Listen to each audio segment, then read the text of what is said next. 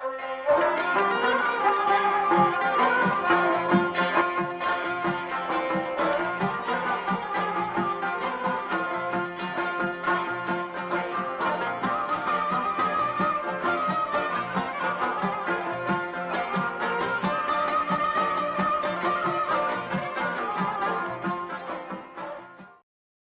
آبادی کهن نقیبان از زیر این درخت کنار سرچشمه میگیرد.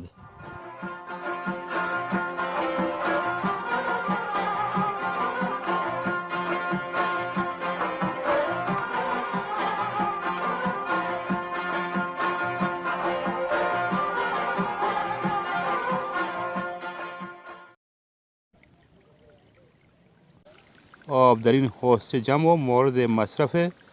زمین‌های کشاورزی قرار می‌گیرد.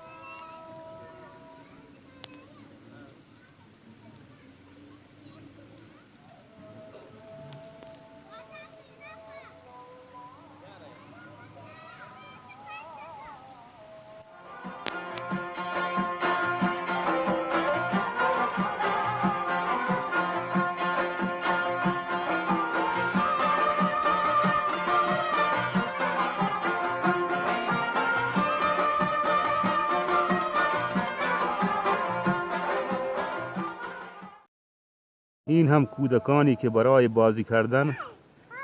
به کنار حوضچه آمدند.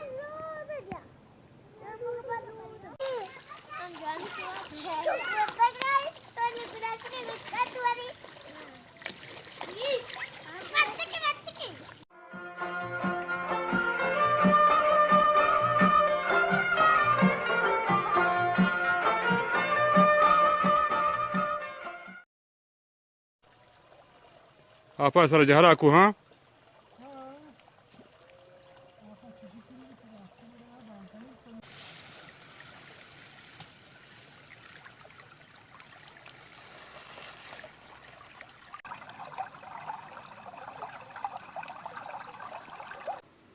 یکی از کشاورزان عزیز به اسم حاجی حالقداد آب را از حوضچه به طرف زمینهای خود سرازیر نمود. تی آپا چاری ما تو آپا را پس کرتا آپا چاره گاو جا ها دو تا گفت سوبی یک بشن ما سوبی آخری تک شاکو ها ایوه یا شش کوتاه بس روچه دو تک شاپ ده ها روچه دو تک شده شکر شکر الحمدلله باز واش همه توی نعمتی